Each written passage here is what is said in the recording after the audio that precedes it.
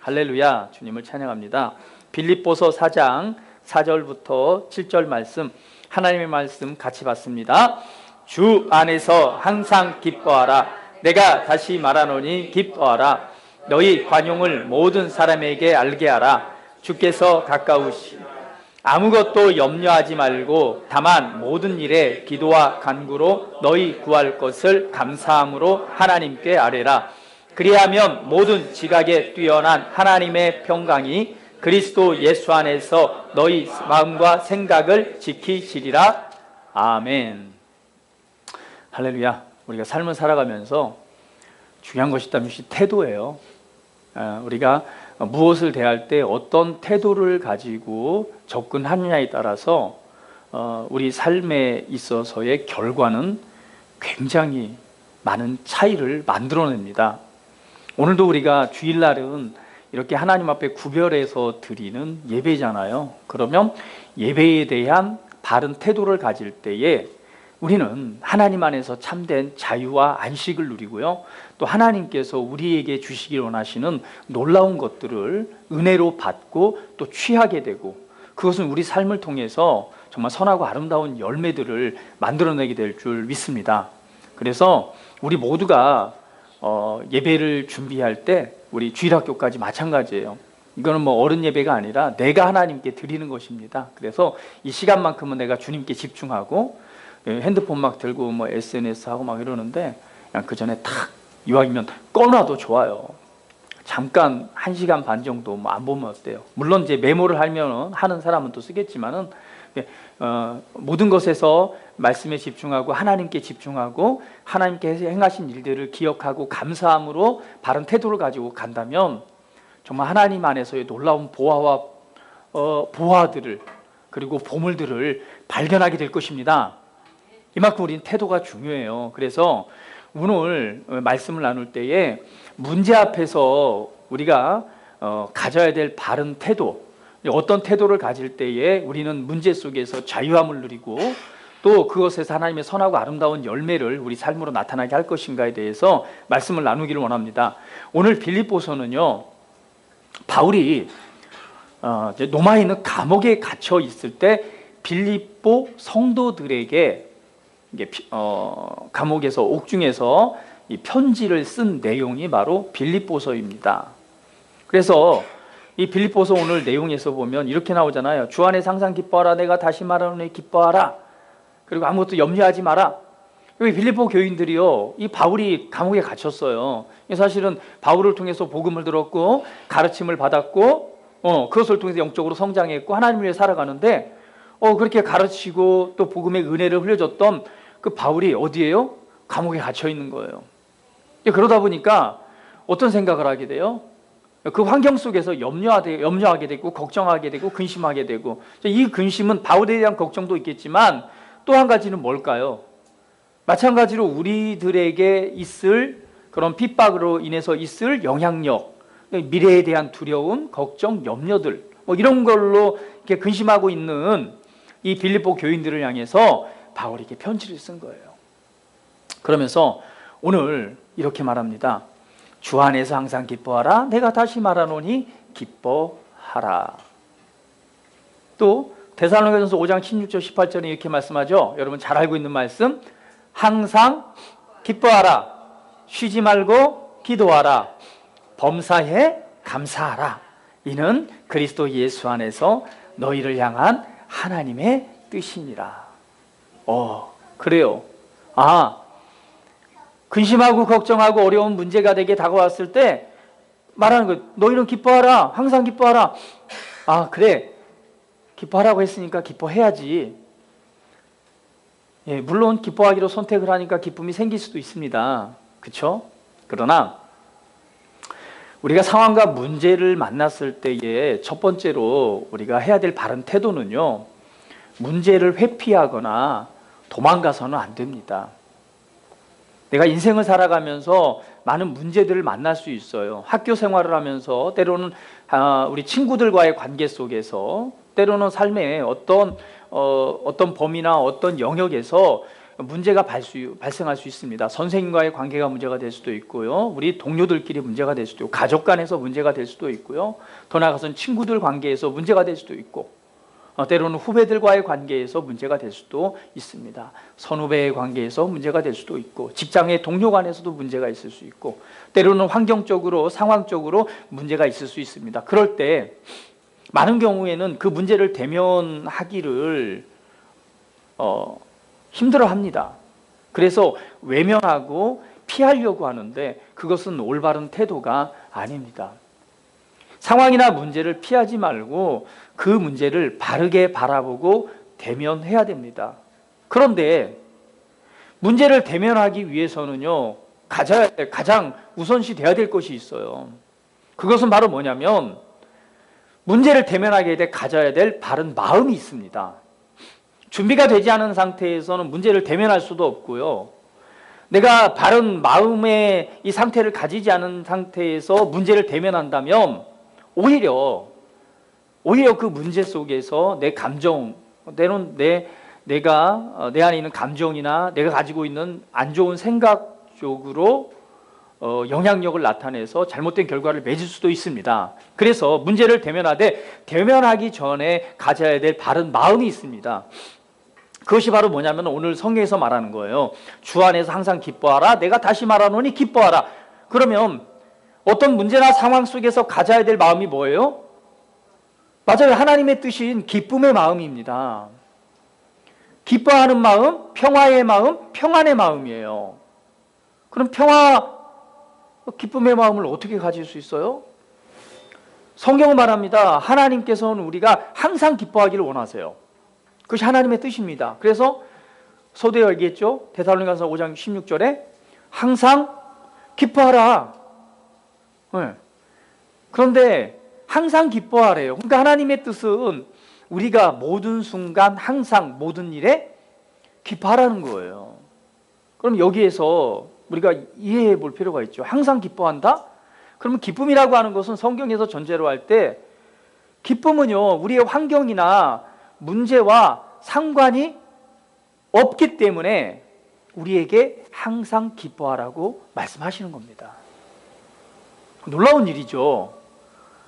내 삶에 어떤 문제가 있고 정말 걱정하고 염려할 일이 있으면 사실 기뻐하고 싶어도 기뻐하는 게 잘 되지 않아요. 그렇죠? 그런데 주님은 말합니다. 항상 기뻐하라. 항상 기뻐하라고 말했을 때는 할 수 없는 것을 하나님은 말씀하지 않으세요. 항상 기쁨의 삶을 살아갈 수 있기 때문에 말씀하시는 겁니다. 그래서 기쁨이라고 하는 것은 우리의 환경과 상관이 없습니다. 빌립보서 4장 4절 오늘 본문 말씀에도 말씀하잖아요. 항상 주 안에서 항상 기뻐하라. 다시 또 말해, 내가 다시 말하노니 기뻐하라. 사실은 이게 바울이 하나님 안에서 인생을 살아가면서 바울이 성공할 수 있었던, 승리할 수 있었던 비결이었습니다. 그래서 바울이 빌립보 교회 성도들에게 다시 한번 권면하는 거예요. 내가 주 안에서 항상 기뻐해. 다시 말하노니 너 기뻐해. 그러면서 오늘 이 빌립보서 4장 10절, 11절 이하로 넘어가면 바울이 이렇게 말합니다. 물론 이제 감옥에 갇혀 있잖아요. 그렇죠? 그런 상황 속에서 다시 말하는 거예요. 내가 궁핍함으로 말하는 것이 아니다. 이는 내가 어떤 처지에서도 스스로 만족하는 법을 배웠기 때문이다. 나는 비천에 처할 줄도 알고 풍부함에 처할 줄도 알며 모든 처지와 모든 일에 있어서 나는 배부름과 배고픔과 풍부함과 궁핍함을 다 배웠다. 내게 능력 주시는 그리스도를 통해서 나는 모든 것을 할 수 있다라고 바울이 고백을 합니다. 그러니까 바울은 환경과 상관없이 내가 어떤 상황에 처하던 그곳에서 뭐 할 수 있는 비결을 배웠어요? 맞아요. 기뻐할 수 있는 비결을 내가 가지고 있고 그것을 배웠다라고 말합니다. 그것이 바울이 그 인생에 있어서 어떤 문제나 상황 속에서도 하나님 은혜 안에서 삶을 살아갔던, 그리고 사역을 완성할 수 있었던 그 성공의 비결이에요. 그래서 바울은 말합니다. 그는 어떤 환경에서도 어떤 환경을 의존하지 않고 사는 법을 배운 것입니다. 여러분, 바울의 그 사건 중에서 여러분 우리가 알고 있는 가장 중요한 게 있죠. 사도행전 16장에 보면은요, 바울과 실라가 복음을 전합니다. 복음을 전하고 있는데 이 이제 거기 그 시대는 뭐가 있었어요? 그 귀신 들림을 받아서, 그렇죠? 우리로 하면 무당처럼 귀신의 역사를 통해서 점을 쳐주는 사람이 있었습니다. 그런데 바울이 이렇게 복음을 전하고 있는데 이 점을 보는 그 사람이 바울을 따라다니면서 이 위대한 하나님의 사람이다라고 하면서 옆에서 계속 얘기를 하는 거예요. 맞는 말이긴 한데 복음을 전하는 곳마다 따라다니면서 계속 하니까 이게 어때요? 오히려 복음을 전하는데 회방이 되는 거예요. 그래서 바울이 그 안에 있는 귀신을 내쫓아 버립니다. 귀신을 딱 정리를 하고 나니까 그 귀신 들린 점쟁이죠. 점을 보는 그 사람을 통해서 돈을 벌던 사람들이 이 돈을 못 버는 거예요. 왜? 이 점을 봐야 되는데 그 안에 있던 뭐를 귀신을 그냥 쫓아내니까 더 이상 점괘를 볼 수가 없는 거예요. 그러니까 이 사람이 화가 나가지고 누구에게 고발을 한 거예요. 고발을 해서 바울과 실라가 잡혀갑니다. 그래가지고 그냥 매를 갖다 줄기차게 맞고 나서 어디에 갇혀요? 감옥에 갇히는 거예요. 생각을 해보세요. 얼마나 억울해요. 내가 나쁜 걸 한 것도 아니고 귀신 들려갖고 막 그런 거 이렇게 해주고 복음을 전했는데, 그런데 거기에다가 매까지 맞았죠. 거기다 감옥에 갇혔죠. 그런 상황이 되니까 몸도 매를 맞았으니 얼마나 아팠겠어요. 그쵸? 성경에 보니까 많이 맞은 것 같아요. 많이 맞고 그리고 감옥에 갇혀 있습니다. 아마 그런 상황이 되면은 뭐 여러 가지 생각이 많이 들 거예요. 그런 환경에 처한다고 한다면 생각을 해보세요. 그냥 매 맞는 거 좋나요? 우리 매 맞는 거 하면 저는 딱 그냥 우리 성훈이가 생각이 나요. 알았어, 얘기 안 할게요. 우리 학교 다닐 때 많이 맞았잖아요. 그쵸? 우리 초등학교 때는 정말 많이 맞았어요. 매로 정말 맞았습니다. 어느 정도냐면 우리 그냥 이렇게 매로 선생님이 때리잖아요. 그냥 우리 친구들 기억나요. 어떤 친구는요, 매를 때리자는 선생님이 때리면은요, 때린 손 같이 내려가요. 이렇게 뭐야? 한 3대 맞으면 이만큼 내려가요. 그럼 다시 이렇게. 굉장히 많이 맞았어요. 엉덩이도 맞고 야구방망이로 맞고 대걸레자루로 맞고 굉장히 많이 맞았는데, 여러분 매 맞으면 기분 좋나요? 정말 기분 나빠요. 저도 중학교 때 자율학습 시간에 딴짓하기 아니죠. 자율학습 하는 시간에 친구들하고 몰래 학교 뒤에 소각장 가서 놀다가 그 교감 선생님한테 걸려가지고요. 우리 담임 선생님이 여자 선생님인데 우리 5명을 갖다 그 교무실로 끌고 갔고 교무실에서 그냥 매를 맞았는데요. 몽둥이를 얼마나 많이 맞았는지 여기 가다 피멍이 들어가지고요. 서로 보면서 막 위로했어요. 시커멓게 피멍 들어가지고. 자, 매 맞으면 기분 좋나요? 기분 좋은 사람 없어요. 아마 매 맞기도 전에 그냥 우리 성은이는 그냥 자지러집니다. 매 맞은 거 기분 좋아요. 그러나 근데 뭐 죄도 없이 매를 맞았어요. 매를 맞고 그러고 나서 또 감옥에까지 갇혔어요. 그 감옥이 또 그때 당시 얼마나 요즘 호텔처럼 좋나요? 그런 것도 아니잖아요.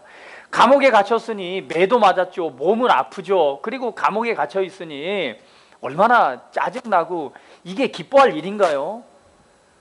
기뻐할 조건이 하나도 없는 거예요. 아프죠. 힘들죠. 감옥에 갇혔죠. 얼마 동안 여기 있어야 돼?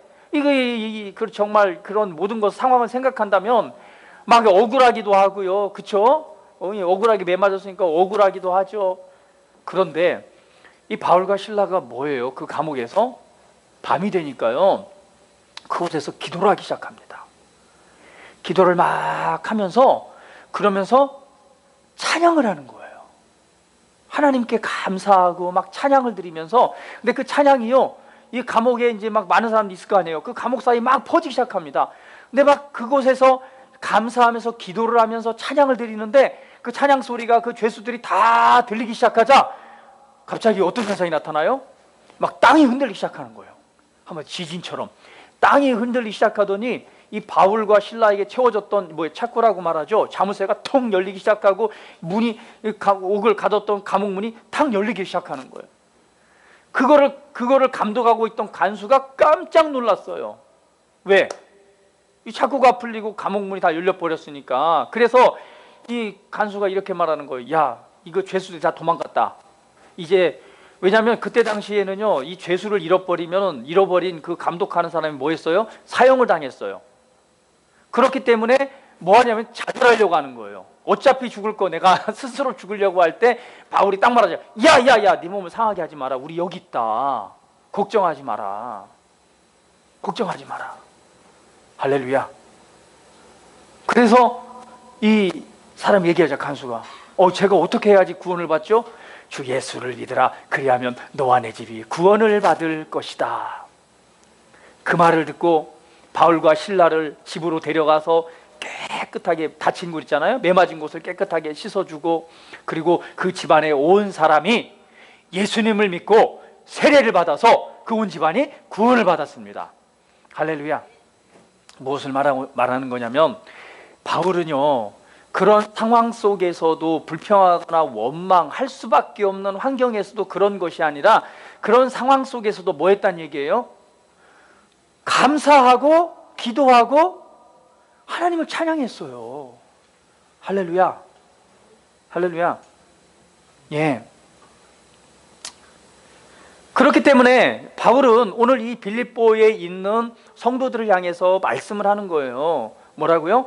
항상 기뻐해라. 예. 바울이 감옥에 있는다고, 감옥에서 슬퍼한다고, 거기서 괴로워한다고 상황이 달라집니까? 그렇지 않아요. 그런데 바울이 기뻐할 수밖에 없고 기도함으로 감사할 수밖에 없고 하나님을 찬양할 수밖에 없었던 것은요, 바울은요 알았습니다. 무엇을요? 그 결과를 알았어요. 야고보서 그렇죠? 그 결과를 알았습니다. 그래서 하나님의 자녀들이 우리가 가져야 될 바른 태도가 있다면, 어떤 상황에 문제가 생긴다면요, 그걸 문제로 받아들일 것이 아니라 그것은 우리가 성장을 위한 도전의 발판으로 받아들일 때에 우리는 그 문제를 바르게 대면할 수가 있습니다. 내게 오는, 내가 말씀을 따라 살아갈 때에, 또 하나님 앞에서 복음을 전하고 하나님 뜻을 위해 살아갈 때에 우리 당하는 그런 문제가 있다면, 또 우리 삶에 어떤 문제가 다가온다면, 그것이 문제가 아니라 나의 성장을 위한 도전하는 도구다라고 생각하셔야 되는 거예요. 왜냐하면 그 문제가 나에게 어떤 영향을 주는 것이 아니라, 그 문제를 통해서, 그 문제는 항상 이길 수밖에 없고 선하고 바른 열매를 맺을 수밖에 없기 때문에 그렇습니다. 이것이 그리스도인이 가지고 또 살아가야 될 바른, 또 최선의 삶을 살아가는 바른 태도입니다. 야고보서 1장 2절에는 이렇게 말하죠. 내 형제들아, 너희가 여러 가지 시험을 당하거든 온전히 기쁘게 여기라. 이 시험이 너희에게 인내를 만들어내는 줄 압니다라고 말하는 거예요. 그러니까 여러 가지 상황을, 어떤 문제를 만나던 그 문제를 기쁘게 여기라는 거예요. 그러니까 이걸 무엇을 받으란 얘기예요? 문제를 문제로 받고 도전으로 받으란 얘기예요. 이것을 통해서 어떤 열매, 우리가 한 단계 성장할 수 있는 성장의 발판이 되기 때문에 그렇습니다. 또 말씀합니다. 고린도전서 10장 13절에 보게 되면 이렇게 말씀합니다. 사람이 감당할 시험 밖에는 너희에게 당한 것이 없나니 오직 하나님은 미쁘사 너희가 감당하지 못할 시험 당함을 허락하지 아니하시고 시험 당할 즈음에 또한 피할 길을 내사 너희로 능히 감당하게 하시느니라. 할렐루야. 우리 앞에 당한 문제들은요, 우리가 감당하지 못할 것이 없는 거예요. 또 하나님께서는 우리 아이에 당한 문제가 감당하지 못할 때는요, 피할 길을 내셔서 우리로 하여금 그것을 온전하게 감당하게 해주신대요. 할렐루야. 예. 어떤 상황에서도 우리는 승리를 간증할 수 있다는 얘기입니다. 그러니까 끝은 이미 정해져 있어요. 끝은 정해져 있기 때문에, 그러기 때문에 오늘 바울이 말하는 거예요. 야, 끝은 정해져 있어. 그러니까 문제에 집착하지 말고 뭐 해라? 기뻐하라는 거예요. 그냥 말씀이 기뻐하라고 했기 때문에 기뻐하는 것이 아니라, 기뻐할 수밖에 없는 이 환경과 여건들을 하나님께서 우리에게 주셨다라고 하는 사실입니다. 그렇기 때문에 내가 문제와 상황을 바라볼 때는요, 슬퍼하고 괴로워하고 걱정하고 근심하고 염려할 수밖에 없어요.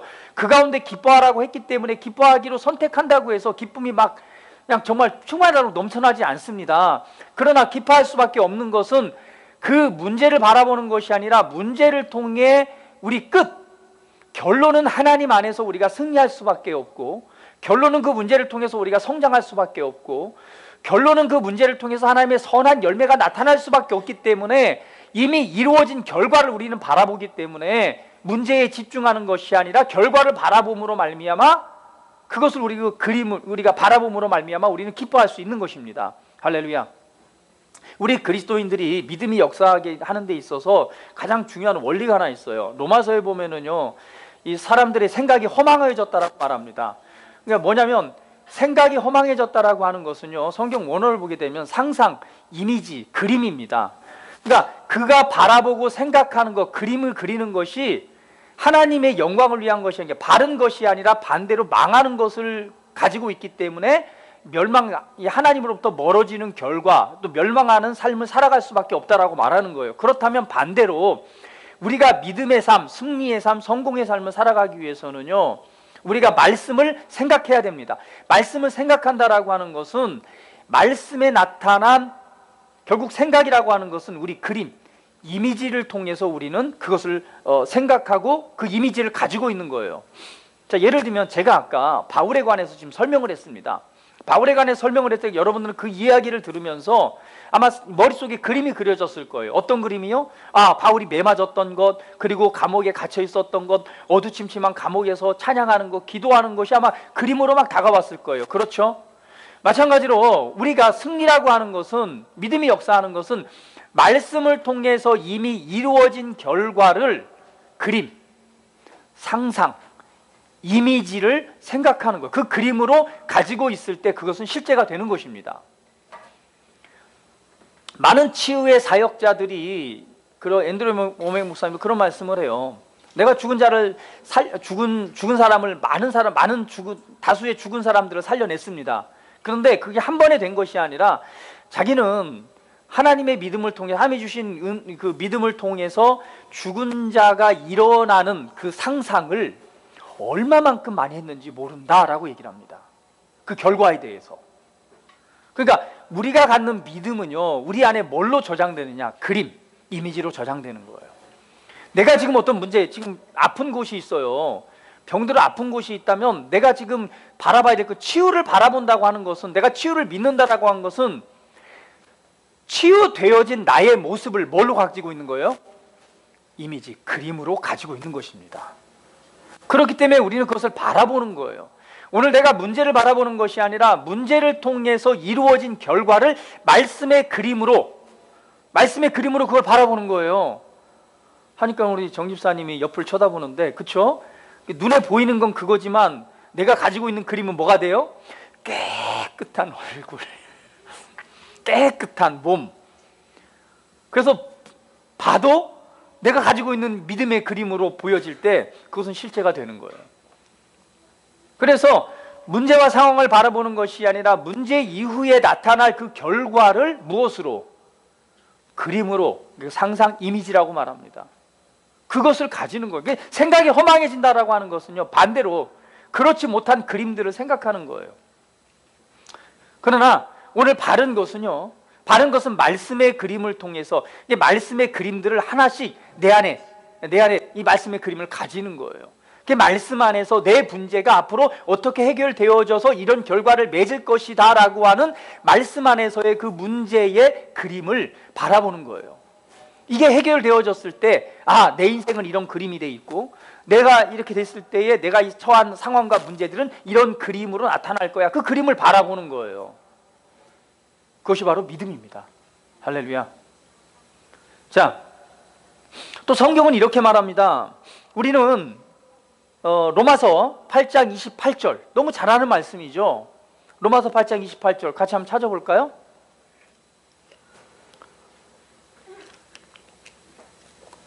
로마서 8장 28절. 자, 같이 한번 읽어보면 로마서 8장 28절. 자, 시작.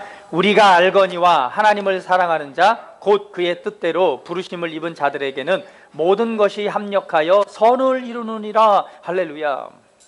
놀랍지 않습니까? 바로 이 말씀을 믿는 이 바탕으로 해서 이 말씀을 다시 한번 붙들므로 말미암아 우리는 항상 기뻐해야 되는 거예요. 왜? 하나님을 사랑하는 자 곧 그의 뜻대로 부르심을 입은 자들이 누구예요? 누구예요? 그때는 그냥 바로 손들면서 저요 해야 되는 거예요. 딴짓하다가 저요 하면 안 돼. 알겠죠? 정확하게 집중하고 딱 해야 돼요.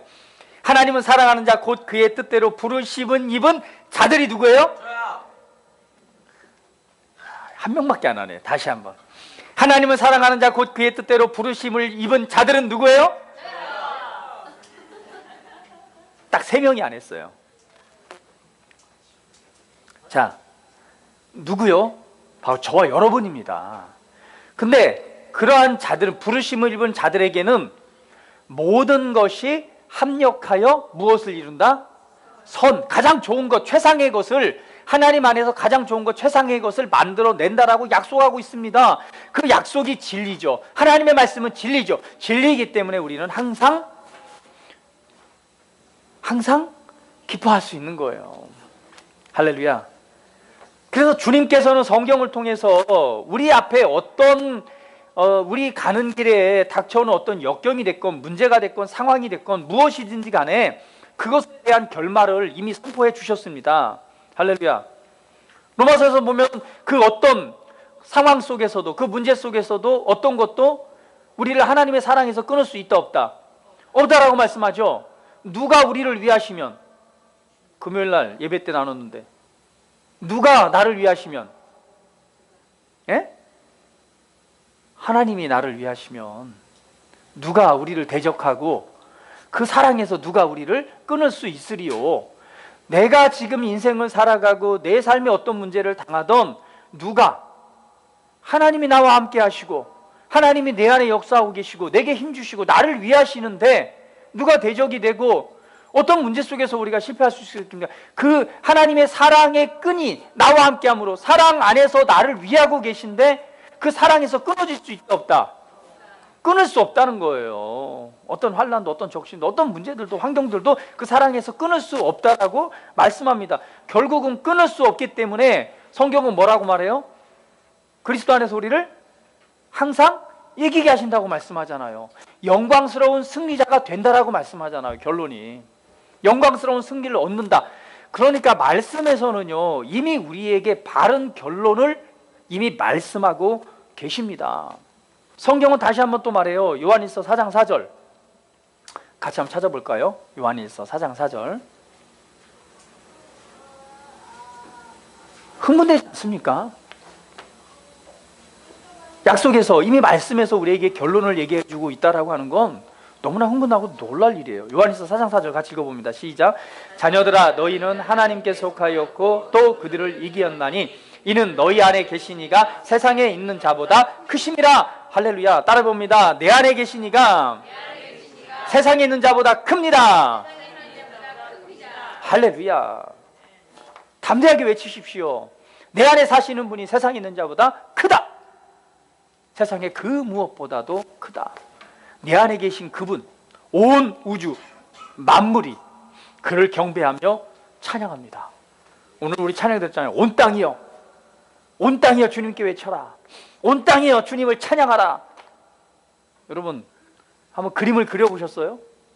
지금 막 단풍도 많이 들었는데 막 이 단풍 잎들이, 이 나무들이, 이 공기들이, 온 모든 만물들이 이 하나님을 막 찬양하고 경배하고 막 주의 이름을 막 높여드리는, 여러분 한번 그림이 그려지십니까? 할렐루야. 예. 내 안에 계신 분이 세상의 그 어느 것보다 크신 분이 바로 내 안에 계십니다. 예, 온 우주 만물이 찬송 받으실 그분이 지금 내 안에 나와 함께 계신 거예요. 그러므로 성경은 말합니다. 우리는 승리자다라고 말하는 거예요. 어떤 문제나 상황 속에서 합력하여 선을 이루는 가장 좋은 결과를 만들어낼 수밖에 없다라고 결론적으로 말하기 때문에 바울은 이 원리를 알고 이 믿음의 원리를 너무나 정확하게 그 결론을 알고 있었기 때문에 그 비결을 배웠어요. 그래서 뭐라고 권면해요? 빌립보 교인들에게 내가 주 안에서 말하노니 항상 기뻐하라. 어디 안에서? 주 안에서 기뻐하라. 내가 다시 말하노니 기뻐하라.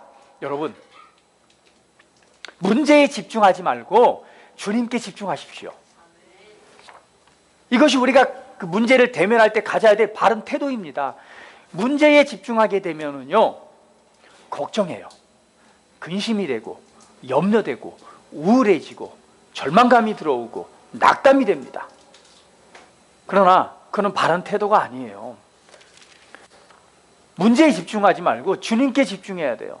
우리는 이 말씀에 집중하는 것입니다.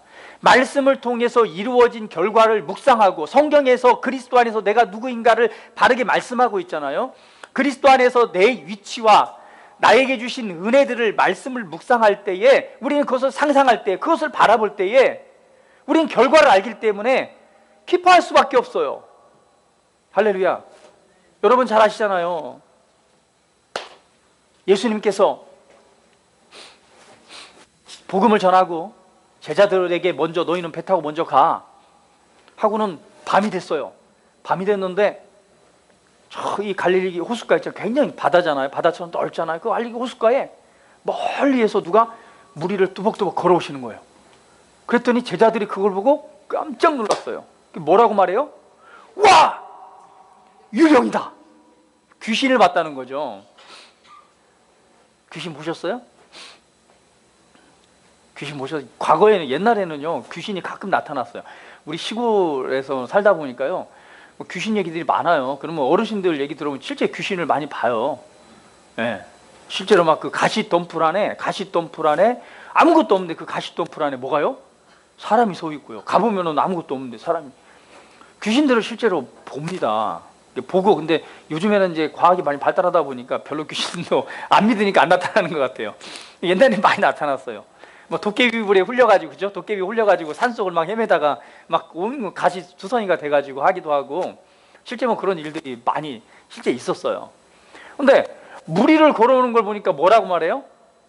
귀신이다 하는 거예요. 깜짝 놀라서 귀신이다. 그랬더니 이제 뭐요? 이게 귀신인지 아닌지 확인을 해야 되잖아요. 그러니까 결국은 가장 그 수제자인 베드로가 떠밀려가지고 뭐라고 말해요? 저기 혹시 주님이시면 나로 좀 거기 오게 하라고. 그랬더니 주님이 그래 봐라. 그때 베드로가 이제 뭐예요? 무리에 이 발을 내딛습니다. 그 순간 무리를 걸어가잖아요. 무리를 걸어가다가 무엇을 봐요? 주님의 말씀을 듣고 주님을 바라보고 걸어갈 때는요 인류 최초로 무리를 걸어갔단 말이에요. 야. 그런데 그 순간에 뭘 바라봤어요? 바람에 일렁이는 파도를 바라보는 순간 무엇이 들어와요? 두려움이 들어오는 순간 그 순간 물속으로 쏙 빠져가는 거예요. 그때 예수님이 오셔서 물에 빠진 베드로 손을 잡고 착 끌어올리면서 뭐라고 말해요? 야, 왜 의심했어? 우리는 다른 걸 바라보면 안 돼요. 일렁이는 물결, 그러니까 우리 삶에 보여지고 나타나는 현상들을 바라봐서는요 우리는 두려움, 의심을 가질 수밖에 없고 말씀에서 벗어나 어디요? 빠질 수밖에 없어요. 그럼에도 불구하고 예수님은 우리를 건져주십니다. 그러나 가장 바른 것은요 그것을 바라보는 것이 아니라 무엇을 바라보는 거예요? 주님께 집중해야 되는 거예요. 주님을 바라보고 그의 말씀만을 바라보고 말씀을 받고 걸어갔다면 예수님이 오는 그 자리까지 함께 끝까지 걸어갔을 거예요. 걸어갔다가 막 같이 손잡고 왔을 겁니다. 그러나 상황과 문제를 바라보게 되니 그 문제 속으로 빠져들어가는 거예요. 그래서 오늘 우리가 지금 이 나눈 말씀, 문제를 대면하기 이전에 가져야 될 마음에 관해서 말씀을 나눴습니다. 그 마음은 뭐냐면 그리스도 안에 있는 하나님이 약속하신 말씀들을 바라보는 거예요. 그 주님을 바라보는 것입니다. 내 안에 계신 그리스도, 내 안에 지금 승리자로 계시는 모든 만물들의 영광을 받으시는 그분이 내 안에 계시고 나를 도와주시고 힘주시고 이끌어주시는 그분이 내 안에 계시고 오늘 그의 뜻대로 부르심을 입은 나, 새롭게 창조된 나, 그리스도 안에서 하나님의 축복과 형통과 치유와 건강과 이 모든 은혜들이 하나님의 호의와 하나님의 놀라운 능력들이 내 안에 그 은혜로 재창조된 나, 말씀을 통해서 약속하신 그 은혜들을 바라볼 때요, 우리는 믿음이 강하게 일어나고 담대해질 수밖에 없습니다. 주님을 바라보니까 담대하게 뭐예요? 의심하지 않고, 베드로 대답을 처음에 유령이다 했단 말이에요. 유령이다 했지만은 주님을 바라봄으로 믿고 뭐 하는 거예요? 담대하게 이 물에 내딛는 거예요. 담대함이 생기는 것입니다. 그래서 하나님의 말씀을 묵상하고 생각하고 우리에게 주신 이미 승리를 내가 생각할 때에 우리 안에 뭐가 생겨요? 담대함이 생기는 거예요. 그 문제 앞에 문제를 대면할 수 있는 거예요. 담대하게 대면하게 됩니다. 그래서 문제를 문제로 여기지 않아요. 할렐루야.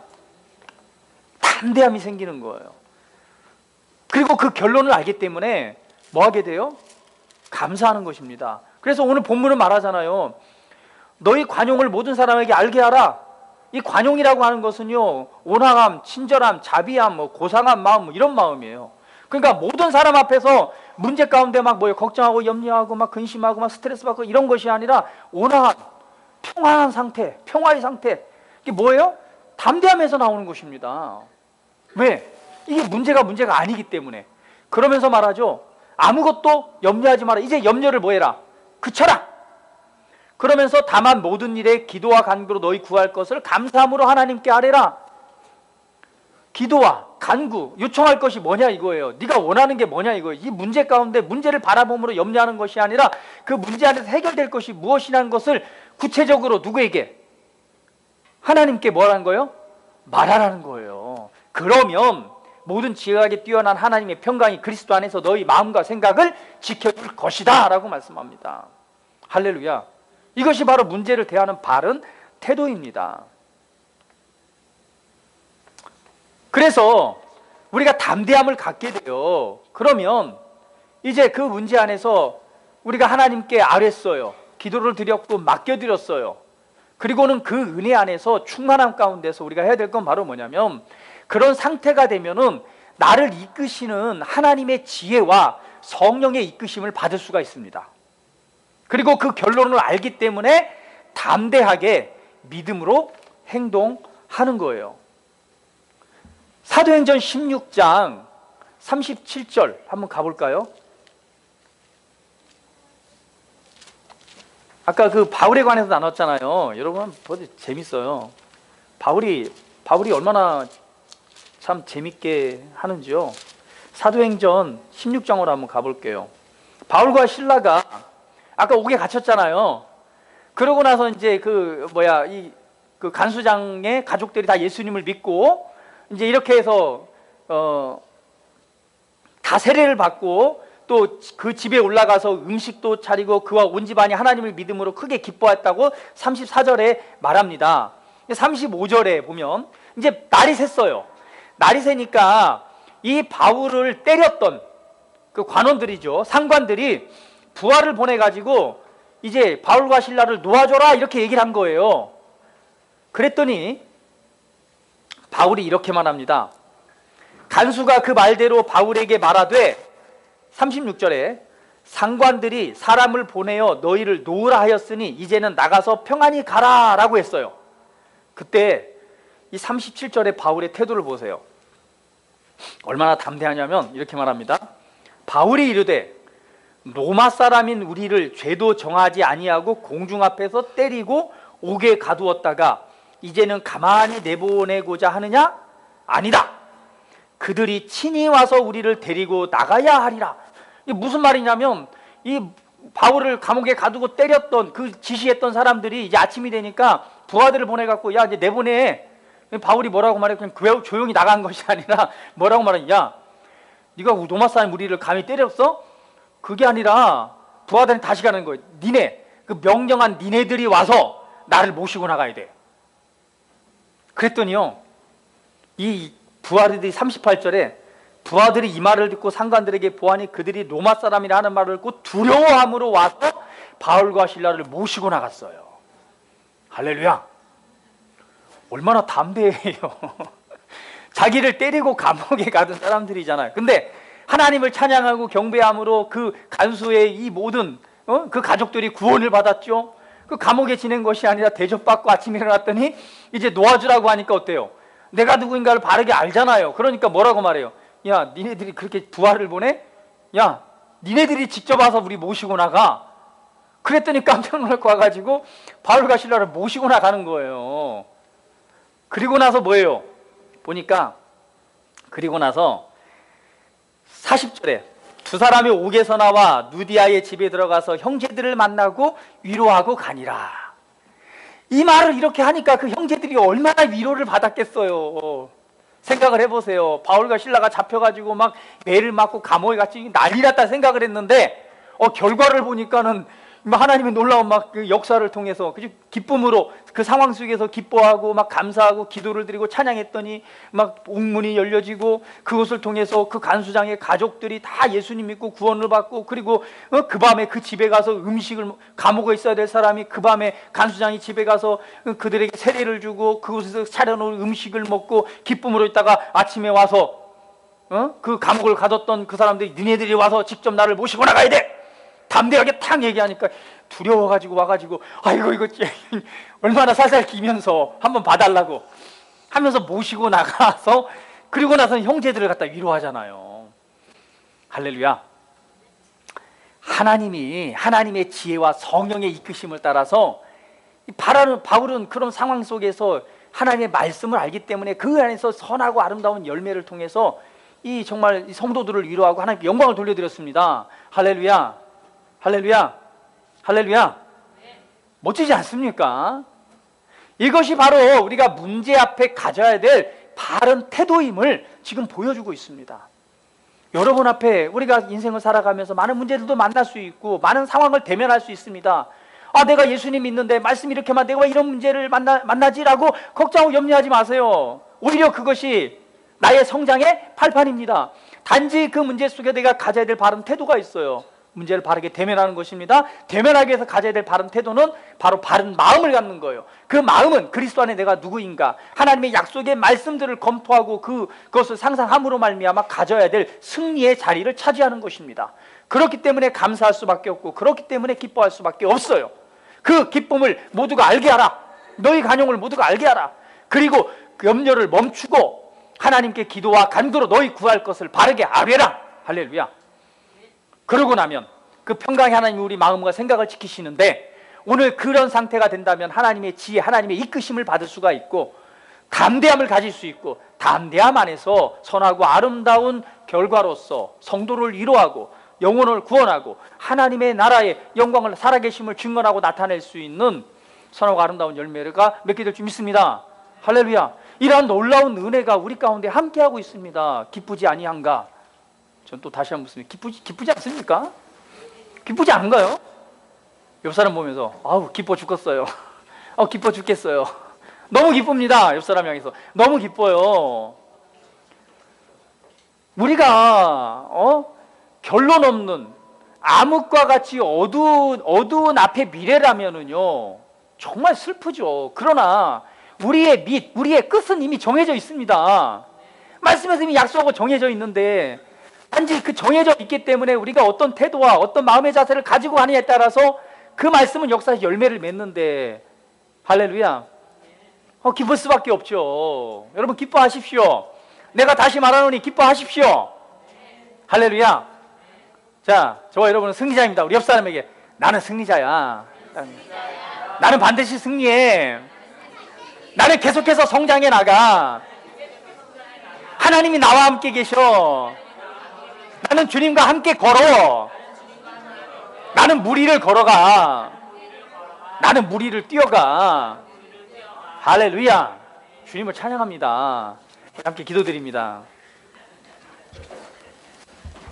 자, 우리 말씀을 다시 한번 마음에 새기고 붙들면서 우리 함께 고백하면서 하나님 그렇습니다. 이 시간 내가 염려를 멈춥니다. 근심을 멈춥니다.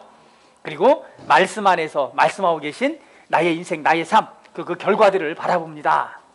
내 인생을 향한 부르심을 바라보고 그 약속의 말씀은 내 것입니다라고 한번 우리 고백하면서 기도드리기 시작했습니다. 다 같이 함께 기도합니다. 할렐루야. 아버지 하나님 감사합니다.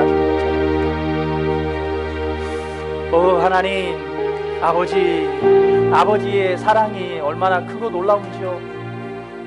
아버지께서 얼마나 우리를 위하고 계신지요. 아버지께서 우리를 얼마나 사랑하고 계신지요. 아버지께서 우리를 얼마나 잘 알고 계시고 아버지께서 얼마나 놀라운 것으로 우리를 축복하시고 위로하시고 이끌어주고 계신지요. 우리 성경에 믿음의 선진들이 살았던 것처럼 다시 우리에게 권면합니다. 너희들 정말 믿음 생활하면서 어떤 문제를 만나든 어떤 상황을 만나든 근심하고 염려하지 마라. 이제 염려를 멈춰라. 그리고 기뻐해라. 감사해라.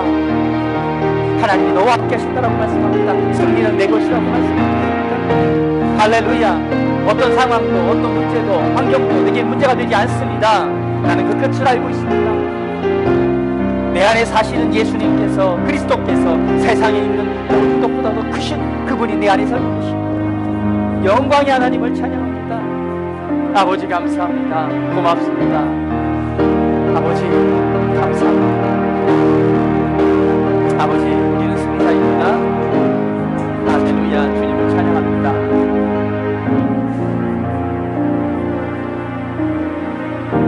아버지 감사합니다. 아버지께서 나를 얼마나 사랑하시는지, 아버지께서 나를 얼마나 사랑하시는지, 아버지께서 나를 얼마나 위하시는지, 아버지께서 나를 너무나 사랑하셔서 영원토록 함께 하시면서 정말 승리를 약속해 주셨는지 오늘 이 말씀을 따라 내가 기뻐하기로 선택합니다. 오늘 이 말씀이 내 안에 역사하고 있습니다. 이 문제는 이미 해결되었습니다. 선하고 아름다운 결과를 맺게 해주시니 감사합니다. 몸의 연약함을 치유해 주셔서 감사합니다. 인생의 삶에 어떤 문제든 바른 열매를 맺게 하시니 감사합니다. 나와 함께 하시는 주님을 찬양합니다. 예수님의 이름으로 기도합니다. 아멘.